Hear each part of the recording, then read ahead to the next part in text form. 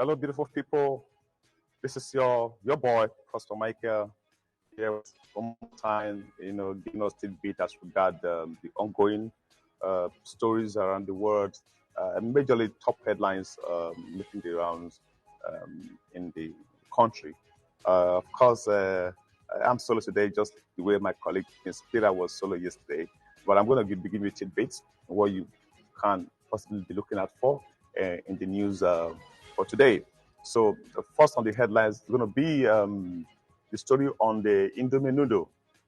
We heard during the week that the Indomie noodle was bound, as in because they suspected to be some chemical in it that could actually cause cancer and some other illnesses in the body, which the NAFDAC have actually come hard on. And also, we know this Indomie noodle, the noodle has become a popular, easy come by, something to come by easily when it comes to when you want to prepare things, food for your kids quickly to take to school and all that. Or we come back at work, you're very hungry, and the food, the fire is not that ready. You have to get into me and squeeze it, and before you know it, your food is ready and all that.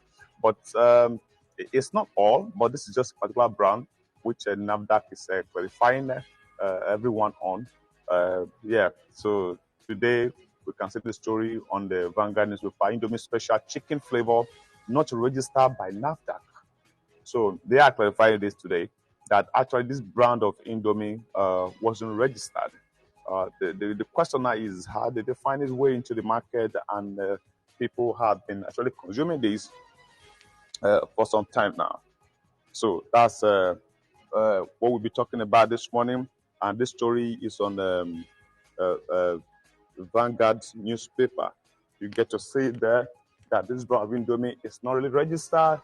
Let me just read so that we'll see what is happening. There's a Director General of the National Agency for Food, Drug Administration and Control, NAFDAC, Professor Mojisola Adeyeye, yesterday gave more details on the ban on Indomie instant noodles, disclosing that a particular flavor of the brand, special chicken flavor, was not registered by the agency for sale in Nigeria.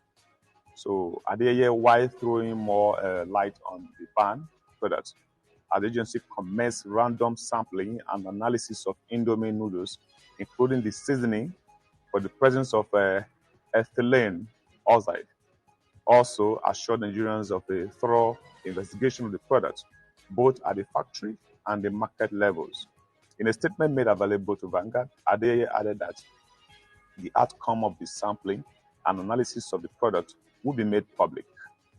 She further explained that the Indomie instant noodles products and other brands of noodle registered by NAFDAC for sale in Nigeria market are manufactured in Nigeria and are only granted a NAFDAC registration status, following a strict regulatory regime covering all aspects of good manufacturing practice, GMP.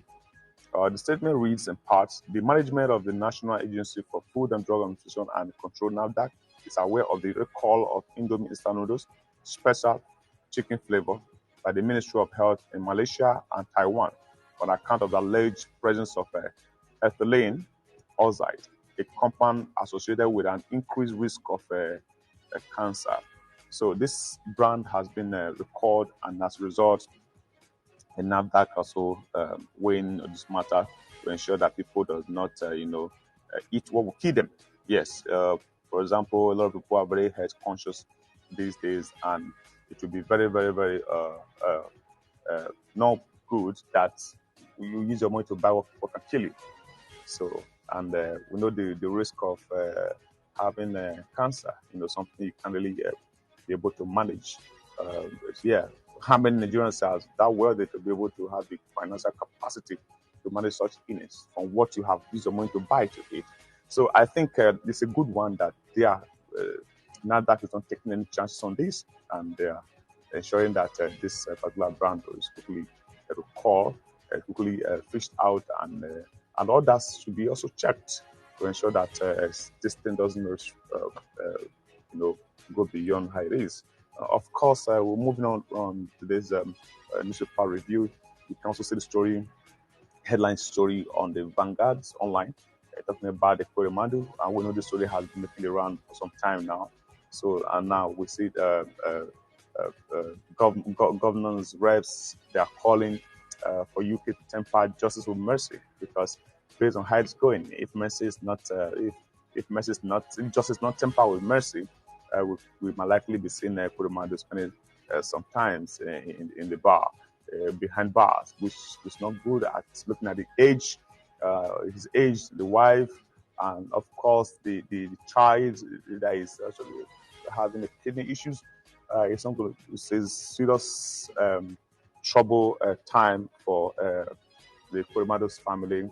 A lot of Nigerians are actually waiting on this, asking UK to temper just with mercy. They're not saying do not carry out the law, but at least looking at how everything come by, we might likely say it's not intentional, or we don't know. But justice has what the government is saying, or sorry, the reps are saying, because this is a member, that they should mercy should be just temper with mercy. So if I venture the high level, maybe more years would be he should be sanctioned for more years, maybe possibly to see how it can be reduced, so that with just few time he will be out and be able to unite with his family and move with his life. So that is what we're going to look at that story from that area. I think so. ECOWAS Parliament seeks pardon for Ekweremandu, and says he's a major asset to the region. So this is what they are saying, and that they're looking at the relationship that Nigerians have with UK.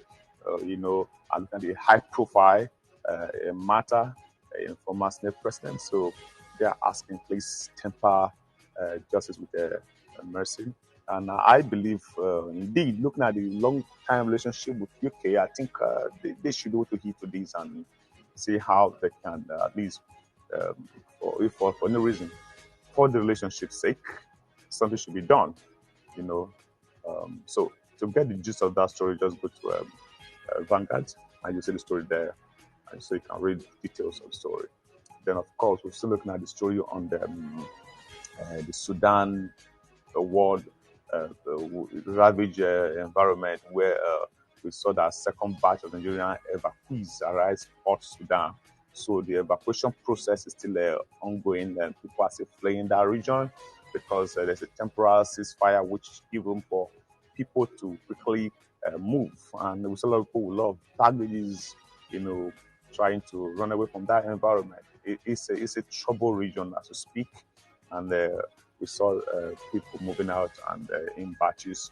Nigerians are on top of this as we speak right now, because LPs, the person of Oyema, are actually waiting, make his airplane available to evacuate those that have been able to move to a safer area. And I also heard that the Nigerian Air Force have made this flight available to evacuate our citizens from that region, especially the students in particular. I don't know how other people are making their way out of that place, but I'm very sure that, of course, this is a very opportunity to key. When you see people living this kind of time, you shouldn't wait. You should find your way. But the other story that was making the round was that we saw a video that pops out on social media recently that one man was complaining that there's a marginalization. There is some of Igbos have been left out from this student that have been left out, and they're being asked to, there's this ethnic profiling and all that, which that was debunked this morning. Late yesterday, the ministry debunked it, that it wasn't true. There was no ethnic profiling, that all the students have been carefully evacuated. But that video, you can see the young man showcasing the luggages on the ground. Of course, you can be very sure that luggage is not for one person or two persons, more people. And they were like, hey, they've been asked them to follow the flight, they've been profiled and all that. But the government has actually not had denied this. So that's, to get the gist of the story, please just log on to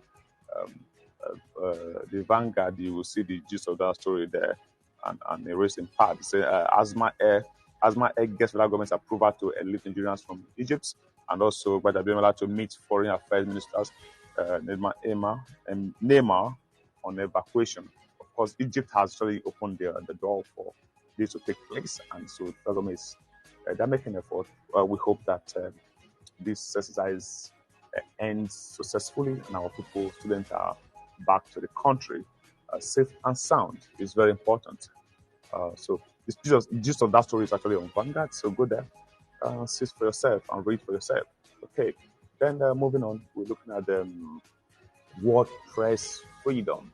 So NGE tasked incoming government on safety of journalists because the Nigerian Guild of Editors is actually asking the next administration to to at least allow journalists to be free. Don't stiffen them. Don't cage them. We saw a lot of time in recent times where some media houses were actually sanctioned, for utterances and or granting some special one-on-one interview. I think China was also in that was actually sanctioned, and some other media houses because some certain interview were granted and some people make utterances which federal government NBC felt that this wasn't good, and as a result they were sanctioned and there was outcry that other people have made such similar or even worse statement and they went scot-free. They got scot-free. Nobody actually touched them.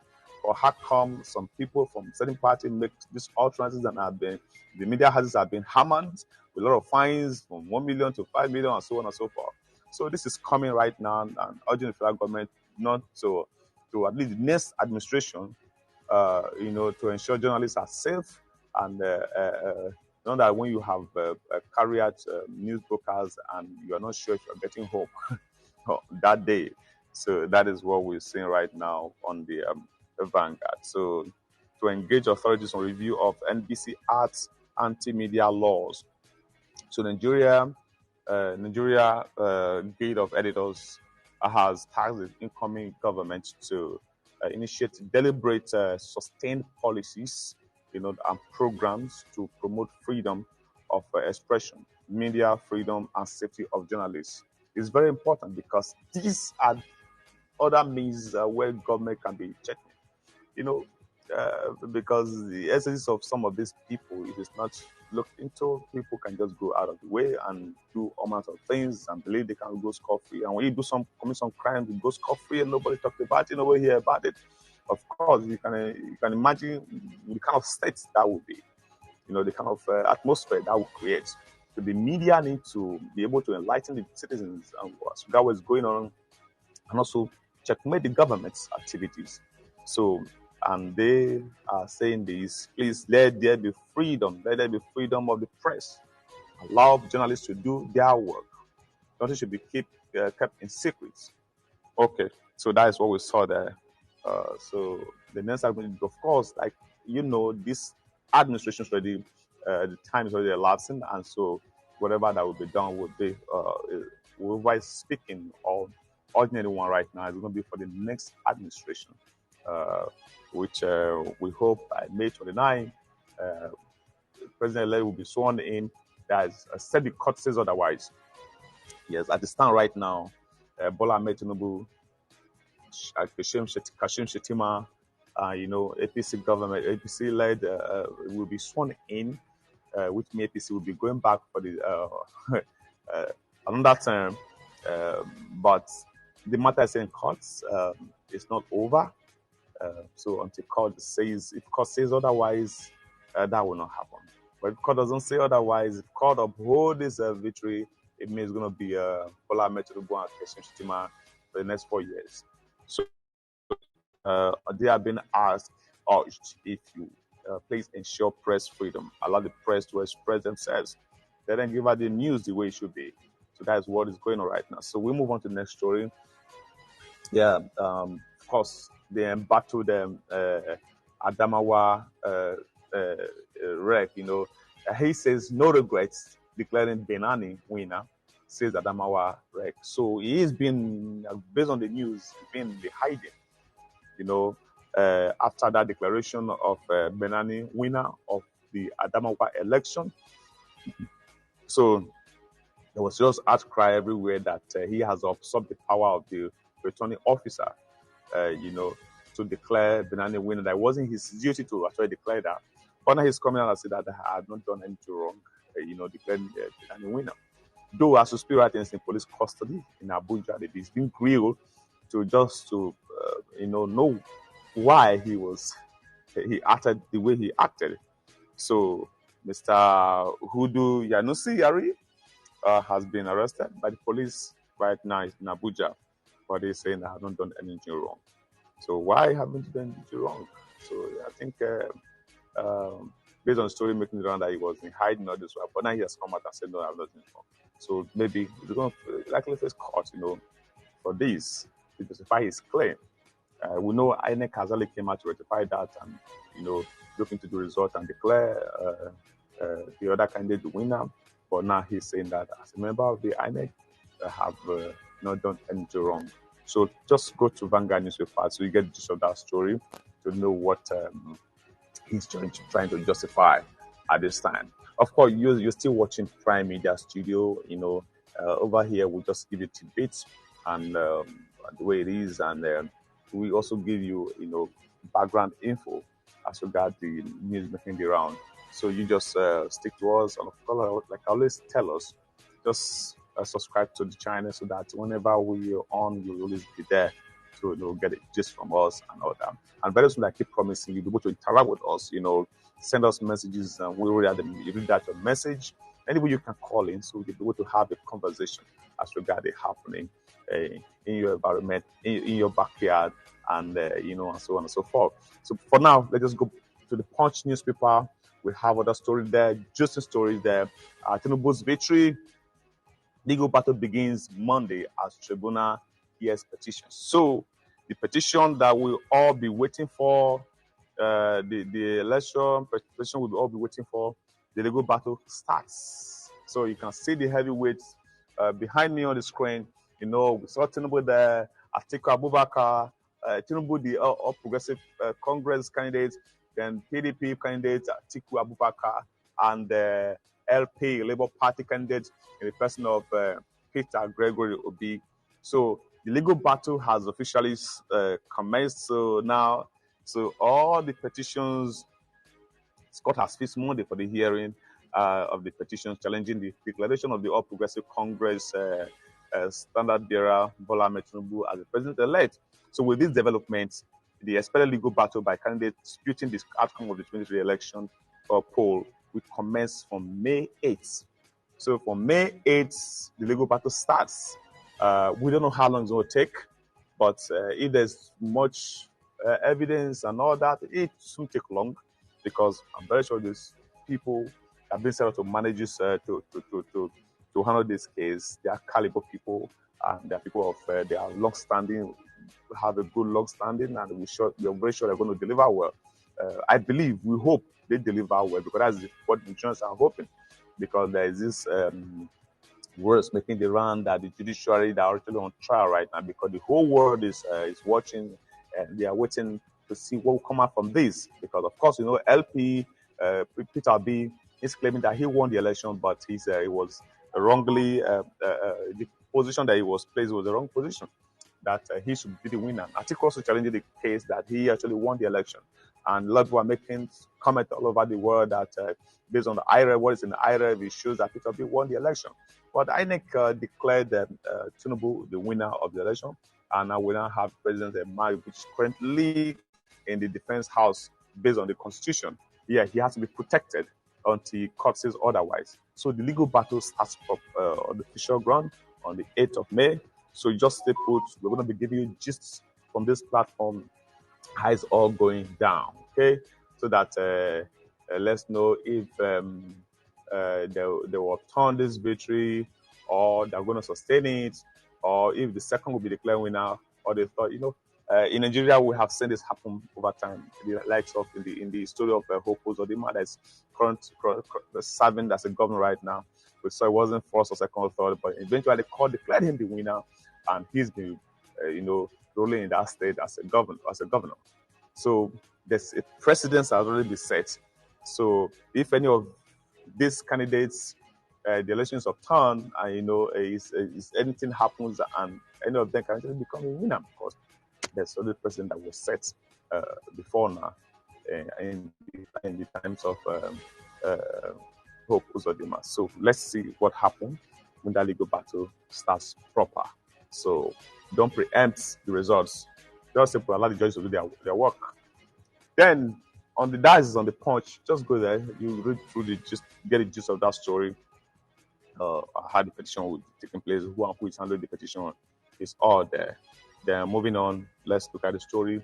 Of course, like I mentioned earlier, the administration of the President Muhammadu Buhari, is elapsing, and by May 29, he's no longer going to be president of Nigeria. So we look forward to somebody else to be president.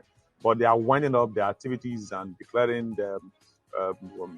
So some are starting to praise themselves. They've done well. Some are joined and say you've not done well. He's saying have done well. So according to Buhari, this story accredited to Buhari says, "I have delivered unchanged agenda," says Buhari. So the change agenda he promised, he has delivered. So the change agenda, what is the change agenda? It's known by him. And if you say he has delivered, yeah, he maybe, probably, possibly has delivered that. So because the question is, what was promised in that change? Did any Nigerian take time to look into what was promised in that change? I don't think a lot of us are looking to what was promised in that change. But he said, based on his understanding, the change he promised Nigerian has been delivered. So if, of course, the depends on how you see change. If we're talking about electricity, you can look into that with change in electricity. If you think there's a change in that regard, it's up to you. If you look at the food stuff, if there's a change from 2015, what we used to have in 2015 now compared to what we have now, if you think there's a change in that regard, it's up to you. Then if you look at the price of fuel, look at what we used to buy, what we're buying right now, it's up to you. You look at the economy, generally, you feel that the economy has improved, it's up to you. And again, if you look at the terrorism in the country, Boko Haram, herdsmen, bandits, the level of corruptions and all that. So take your time and score him yourself. Okay, I know my score. Okay, so you score him yourself. And if you think he has delivered, please applaud him. If you think he has not delivered, please speak up. So he said he has delivered on the change that was promised. So to get gist of that story, please just go to the Punch newspaper. Okay, you read through and see what is written there. So appraising his regime's performance in office during the inauguration of a housing estate in Zoba, Abuja on Tuesday, the president claimed that the new housing estate was addressing multidimensional poverty amongst the citizens. So go there and see the story yourself. Okay. Then moving on. Okay, still on story of the controversial Adamawa REC detained, insists Benani won the poll. So the REC still insists that Benani that he declared the winner actually won the poll. So it's not left for the agency that is supposed to look into this and look into it properly, if it's right or not. I don't know if it's right. This should be the matter of the court, because he's claimed that Benani won the election.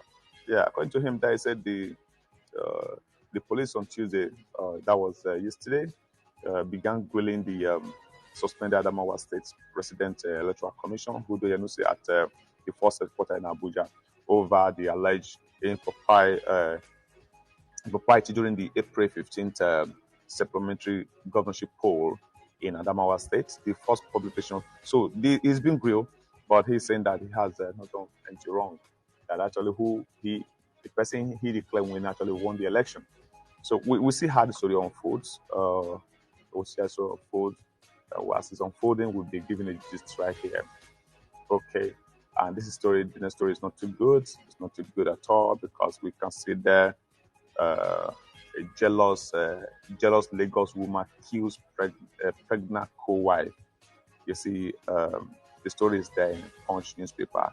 So, 42-year-old woman, Fatima Rahman, from Chad Republic, has been remanded to the Ikoyi Custodial Center for alleged murder of her co-wife Adizat at her residence in Alejo Street, Ijede, in Ikodu area of Lagos State.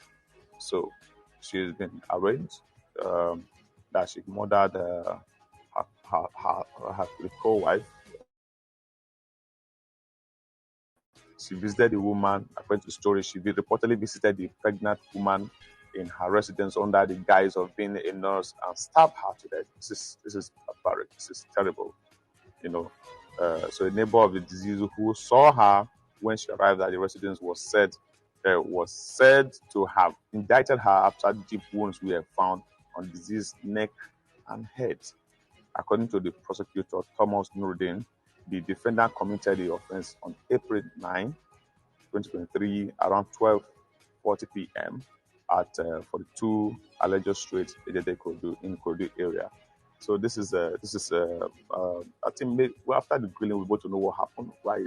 No matter what happened, you don't just go to somebody's house and kill the person. It's a murder case. So she's been grilled. The word jealousy. Her jealousy, she don't push you to commit crime that will land you in jail for life. You don't do that. If you are jealous, you want to take a cold water and cool off. Okay? If not, you can't handle such. Why would you be in a home? Why would you be married to a woman? You can't handle it. So this is why most preachers actually speak against two wives and more wives and all that because of jealousy and so on and so forth. So we see this for one to leave her house and walk into that person's house and stab the person to death. That's horrible. So the law will take a focus on this issue. So that's the stories on the Punch newspaper. Just put a punch and see and get a full gist of the story. So let's move on to the next story. Talk about Naya Kalu, the Sun publisher, named among 25 most powerful women in journalism. When it comes to journalism, there's a whole lot. There's a whole lot that is involved. For you to be named among these 25 shows that she's actually made her mark. And this is part of, and we have a lot of, remember in those days when we have intense with us trying to, know these things about journalism. It's painstaking, it takes a whole lot. And to climb to this ladder, it takes a whole lot. It means you have to be up and doing. A lot of branches, department in journalism, investigative, so on and so forth, and all that. And for her to be named among these 25 people, she has actually made her mark. For those who want to pursue that career in journalism, please feel free, go ahead and pursue it. There's a whole lot.